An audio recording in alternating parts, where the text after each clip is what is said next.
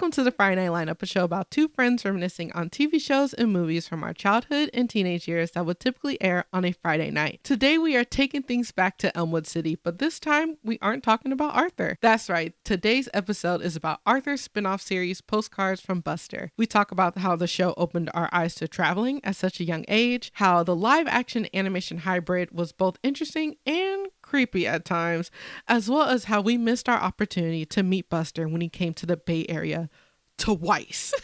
We hope you enjoyed this episode as much as we did, and with that, roll the intro.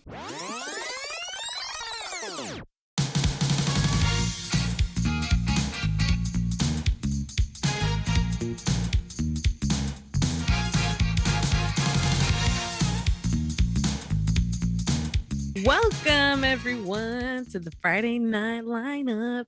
I am one of your hosts, Jessica, and that is Sleepy Sharissa. Yes, I'm tired. She had a rough start this morning, so bear with her and me, who has a pregnancy brain. So if I lose track of what I'm speaking about, you know why. We gave you a heads up. No, this is your warning. It's not an excuse, but it's a real thing. Yes, I, on the other hand, is getting really caffeinated, even though I can't speak yet. You're drinking coffee or water? It looked like water. Oh, you said it was coffee. This is coffee, iced coffee. Okay, it is 10 fluid ounces of community coffee with a splash of milk. Did you make it in a coffee maker? Keurig. Yourself? Like you put the little in the K-cup? Yeah. That's a lot of coffee pods. It's a cup and what? It's probably like a cup and a half. A little under a cup and a half. Yeah, because a cup and a half is 12 ounces. That's too much. But then I literally just made this, so I know you aren't interested about my day, but I'm going to tell you anyway. So I woke up at 10:30, 30 minutes before we were supposed to start filming. And so I had to hurry up and make a coffee. I normally don't drink coffee that much. I just drank coffee yesterday. I'm not supposed to today. But I had to hurry up and make iced coffee because I didn't want hot coffee today. So I did 10 ounces strong and shook it with ice. So it got watered down. Okay. Well, then that's why it looks so high. Like, I think this is a 16-ounce cup. Yeah, that sounds like, but whoa. It's a splash of creamer because Whole Foods creamer is so sweet, the oat milk one. And this is watered down coffee. So this might not do anything for me. But enough of me. Let's get into Buster because he is the star of today's episode. So for those of you who don't know, Postcards from Buster is an American-Canadian show about Buster Baxter. I didn't know this was Canadian, but I guess it is. One of the secondary characters from the hit PBS TV show Arthur. And if you don't know who Arthur is, then watch a couple episodes back. Yeah. And that'll give you an answer. Buster embarks on a journey across the U.S. and occasionally Canada and the Caribbean, alongside his dad, who is a private pilot for a band of musicians. The trailblazing influencer decided to film and document the places he visited to share with his friends back in Elmwood City to act as digital postcards, which is pretty cool. Though this live action animated hybrid, kids learned about the lifestyles and the culture practices from different places in the US and the world. Side note here, I didn't know it was around the world. I thought it was just within. It was like, for instance, we're about to get into what this episode was about. Yeah. Although it took place in San Francisco, it was about Chinese culture. True. So it's just like showing different world like practices, culture practices, but what people do locally and across within the US. Yeah, within the US. And then getting into the background of today's episode, Buster is having bad luck streak on his trip to SF. It was very bad. Poor kid. Oh man. His dad and the band. As he's searching through Chinatown for a sweet treat, he runs into Haley and Carrie. It's Carrie. I think it's Is Carrie. It Carrie? Okay. And they become friends after they help him order a sesame bun. Haley and Carrie are shopping with their mom for things to prepare for Chinese New Year. In this adventure, they teach Buster a lot of traditions and symbolism of the holiday by shopping around Chinatown, attending a attending a traditional Chinese New Year dinner and the annual Lunar New Year parade, which I haven't seen in a very long time. I saw it for the first time last year. The last one San Francisco had is the last one that was that 2020. Yeah, 2020. 2020. Oh, they had one last year. Yeah. It was in February before everything went kind of bad. So, my friend we did an internship together, and for their film, I had to help with sound, I believe. And a part of their film was surrounding Chinese New Year. So we filmed some of the parade. The actor had go through it was a very cool experience because that was my first time ever going. Wow. And even my first time being in China, I never went to Chinatown. And my internship took place in Chinatown. So, it was a pretty cool experience. I haven't gone since I was a kid. Yeah, speaking of being a kid, what do you remember from this? Nothing. Nothing? Nothing. At least the theme song. Yes, the theme song, yes. Okay, good. But other than that, ask me about this episode. No. I didn't even remember how this was shot. Yeah, okay, yeah. I remember that because that's the part that I thought was really cool and also really creepy. So, hey everyone, a Postcards from Buster stan here. I will give you all the deets. So basically, it is shot live action and animated. So whenever it's Buster and his dad and the band, it's animated. But whenever he's interacting with his new friends from whatever city he's in, it is live action. Like he's vlogging, basically. He was a trailblazer. Come on. And so it will be creepy sometimes because he's live action and is shot in his point of view. But sometimes if he reached out for a cup, it will be a rabbit hand. It will be a glove to look like his hand in the show. And I'm like, okay, that's a little freaky. That's a little much. I guess I watched it as I say, for a lot of things, a filler. Mm-hmm. So I was thrown off when I saw the camera moving and stuff. I was like, yeah, why is this happening? See, this is a hot take and nobody come for me, but I feel like I like this more than Arthur. But I know, I'm sorry. Arthur is a classic. And Arthur is better. No, I like what this show offered. I wish it's way different. Two could have merged and they could have had an Arthur episode like this. But because I like seeing real kids because it's kind of like that. What's that? Like Arthur? The Teletubbies? No, not like the Teletubbies. More like it had a Blue's Clues vibe. That's why I like Blue's Clues a lot. Where they had the letter, the showing, real, showing real kids hey, I can relate to this. I actually did not like that. It was awkward. It was either cartoon or live action. Yeah. Oh yeah, the flip flop was too much. Don't like the flip flop. Yeah, I understand. Not a fan. The songs were a bop from that whatever band that is. I never got the name. Loved their songs. It was my first exposure to travel because for me, I don't know if everybody's experience out there, I still have not been outside of the US. I barely touched the East Coast. I don't get to travel a lot.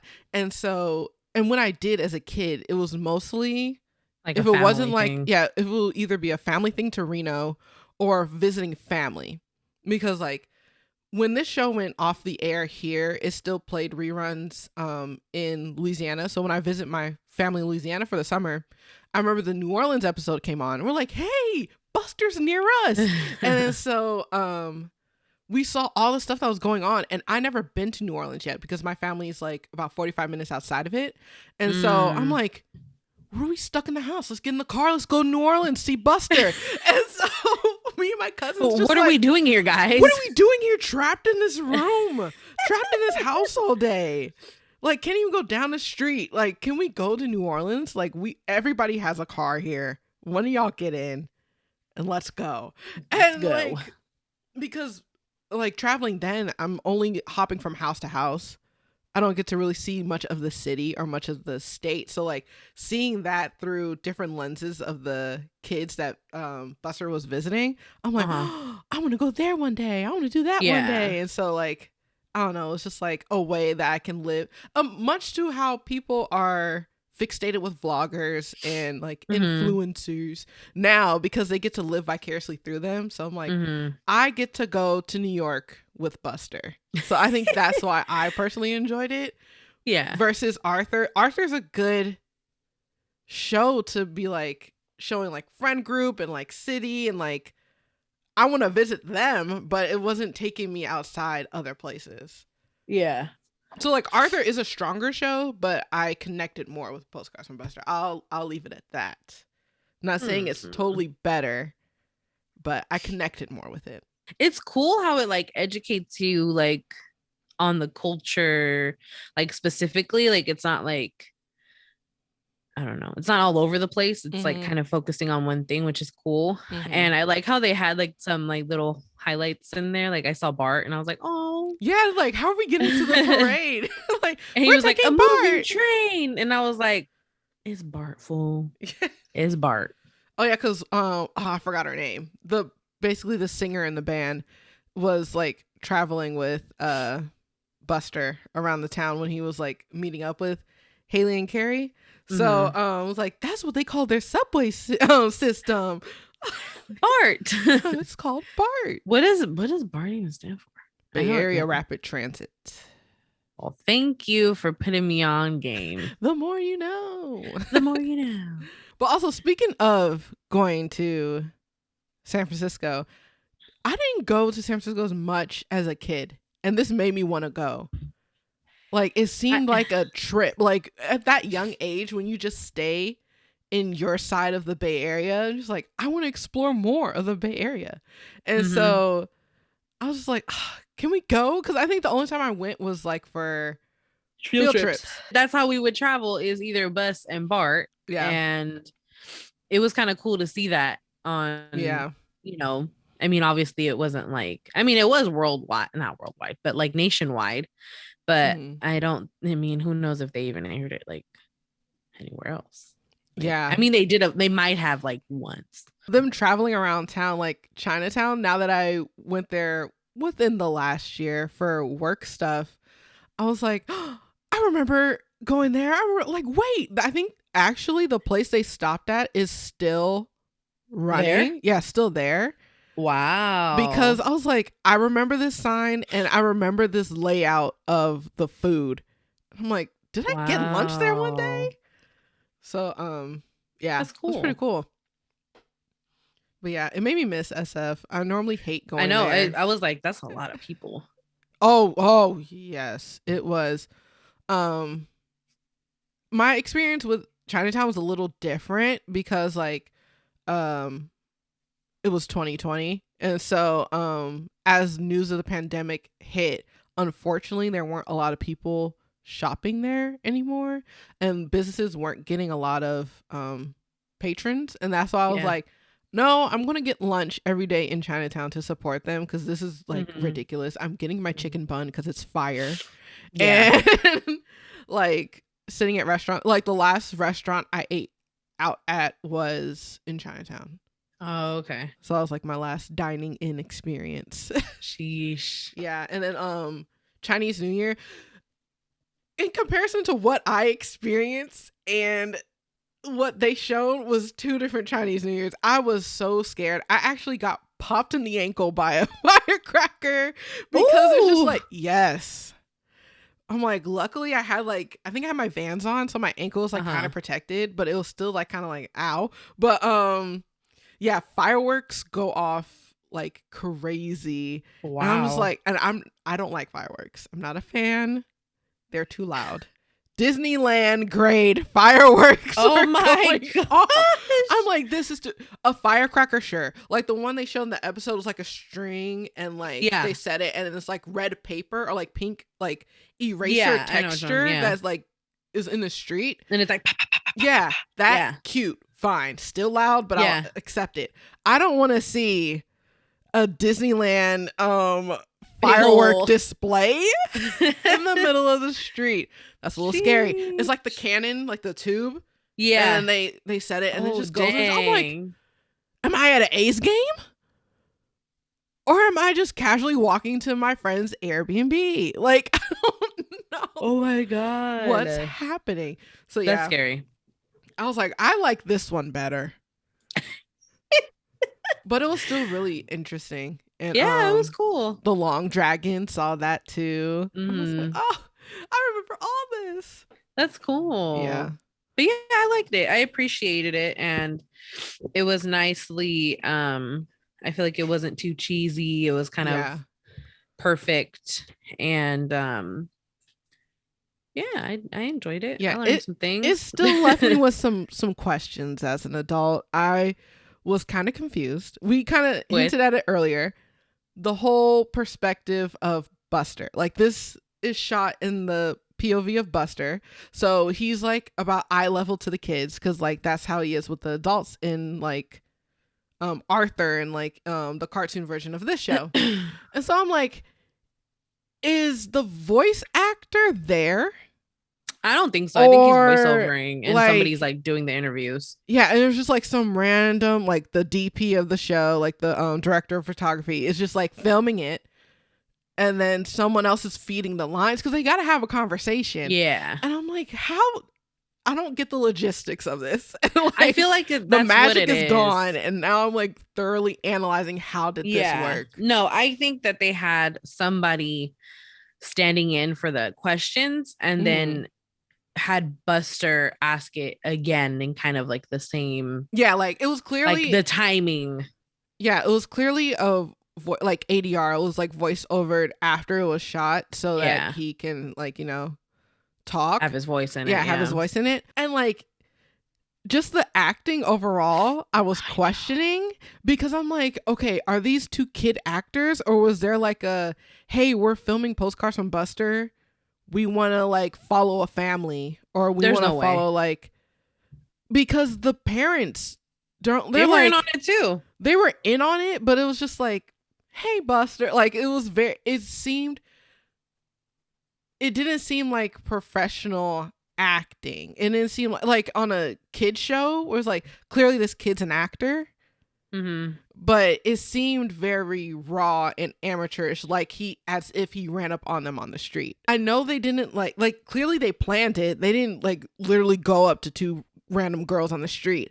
But like, was it a casting call or was it just like for instance, if they're like, hey, if they're doing this again, like in our city, we need a family to follow. And then we're like, hey, the reason why I want to be on Postcards from Buster is because my family does this for maybe it was Mardi something Gras like that. or something like that. Yeah. And then now they're following my family talking about Mardi Gras and all that other stuff. Because like the parents, even like the older brother, he was like, hi, Buster. Like, I know you're not a bunny. Like, this is a camera.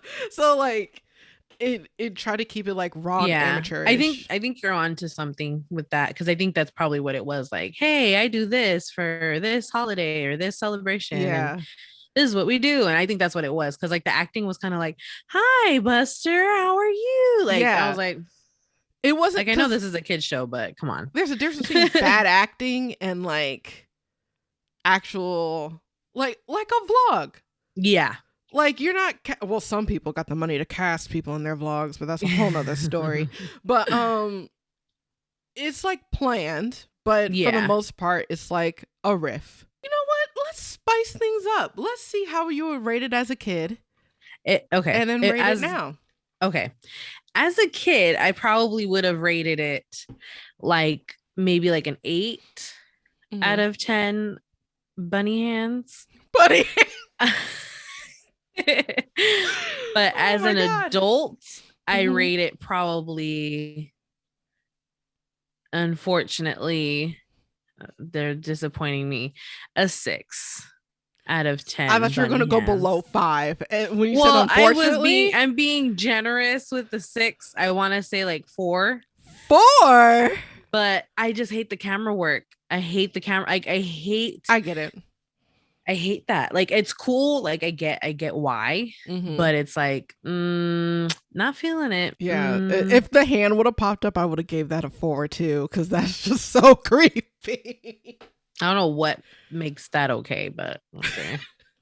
Like if I, hypothetically speaking, if I was to see a bunny in the street that was the size of a child, I would lose my mind. I am running. I am one of my major fears is like objects that are bigger than what is supposed to be like proportioned as. Yeah. Like the Statue of Liberty, never go into that.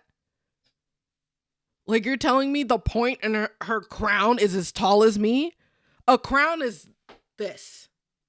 So a point of a crown should not be this. That's crazy. You will not catch me there.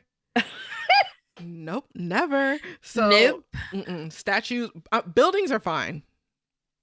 Well, yeah, that's Empire kind of State, inevitable. all that like stuff, stuff that goes up like 100-something floors, fine, because it's a building. Yeah, it's a block with some windows. I can do that. But I don't want that block and windows to also have arms, legs, feet, eyes, nose. No. That's true. 7 foot. That's as tall as a human can go. Anything beyond that, no. You're creepy. Yes.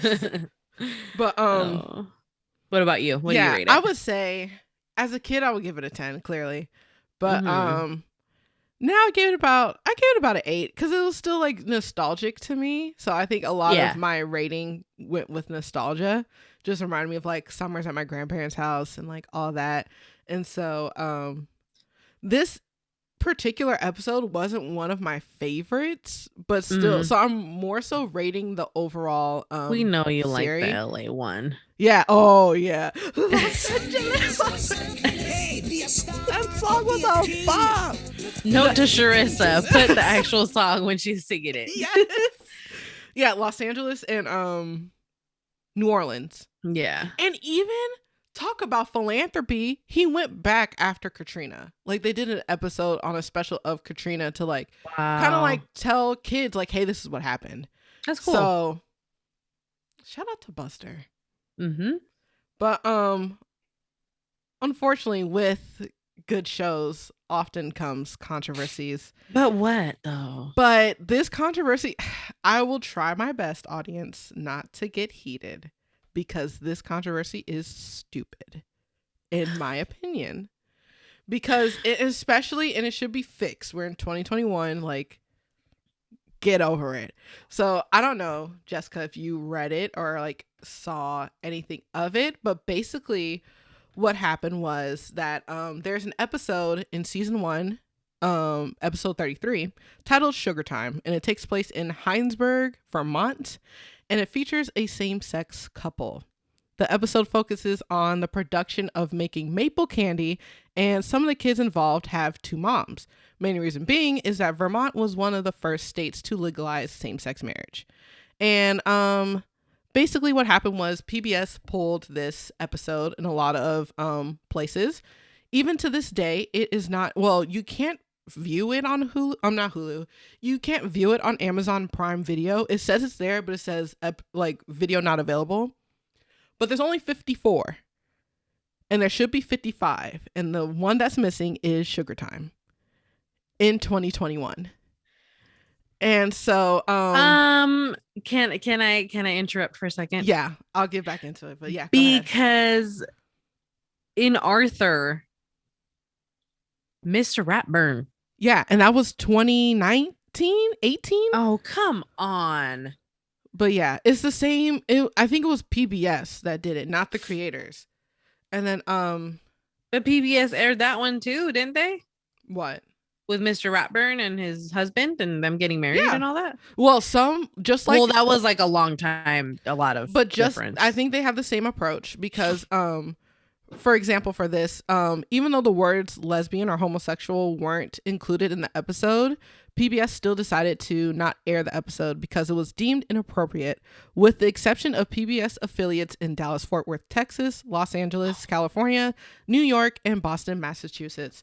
So, they have the same approach. Like, I know Alabama did not show that, of course, Alabama didn't show that Mr. Ratburn episode in most recent years.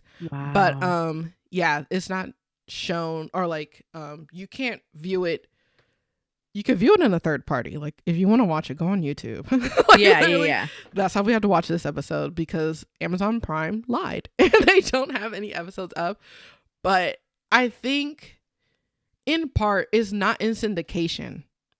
But I feel like if Postcards from Buster was back in syndication, they should bring back Sugar Time. Yeah. Because it's 2021 now, and you literally aired an episode of their teacher being in it. You filmed, like, not filmed, but they created an episode around a same-sex marriage. So yeah, they should be able to do that. And wow. Also, PBS's CEO announced that she was stepped down when her contract expired in 2006. I don't know how to pronounce her name. Susie Cram, a writer of Arthur, later wrote a play titled Dusty and the Big Bad World based on this controversy. So she was like, turn your tragedies to a work of art, and decided to wow, okay, kind of like combat PBS for doing that after she left. Dang. She's like, I'm out, y'all whack, I'm making this a play. Yeah. I want to find this play. Because this play is probably amazing. So yeah, that's the controversy around Buster. Wow. Not to get not too, a surprise though. Yeah, I actually remember this episode but thought nothing of it, because if you that's just the whole it's a whole argument. But it's just like, it's like, it just depends on how you interpret things. Like, if you're really gonna look that deep into it as a child, which I highly doubt you will, then obviously, but since you're an adult, or the adults knew, like, if you don't bring light to something, it's not gonna I was there for the candy making. It looked awesome. True, I bet you all the other kids were there for the candy, but because they look deeper into everything else going around it. Yeah, and also I forgot to mention that the quote that basically set everything off was because the one of the girls was introducing her moms, and because she said that she had a mom and a stepmom, and then Buster was quoted by saying, "Boy, that's a lot of moms," and because of that, it was just like, oh wait, she does have a lot of moms. Let's pull it. Oh my gosh. One too many moms. One too many moms. One too many moms. And cut. I remember that. Oddly, I remember that line. But I thought it was just like, I think the way I interpreted it as a kid, it was because she had a stepmom that she like had. If it was like a stepdad or like a dad. Yeah, so like she has two moms because like she has her birth mom and her stepmom. Yeah. So I think that's why I'm like, oh, okay. That's what they get for reading to it, far into it. Yeah. I was just like, all right. All right. Make some maple candy. All right, nice to meet you. Now let's make some candy. I know, like, let's get on with the candies from here. Wow. Well, but yeah. That's crazy. Unfortunately, no fun facts about Buster that I could find. I mean, yeah. How do these TikTok accounts do it? What are they? What database are they? I think they look into? really deep into the internet, well, or maybe like YouTube videos and stuff. Well, I'm gonna start deep diving. Hopefully, I don't get lost in the internet, some weird sector that's gonna make me cry. But I will try to look for more fun facts and stuff to brighten your day and not end it on a damper of how icky PBS can be. Mm-hmm. Public television. Wait. Okay, I don't know if we should introduce a new segment of random TikToks that we view, but that just reminded me of a TikTok I saw.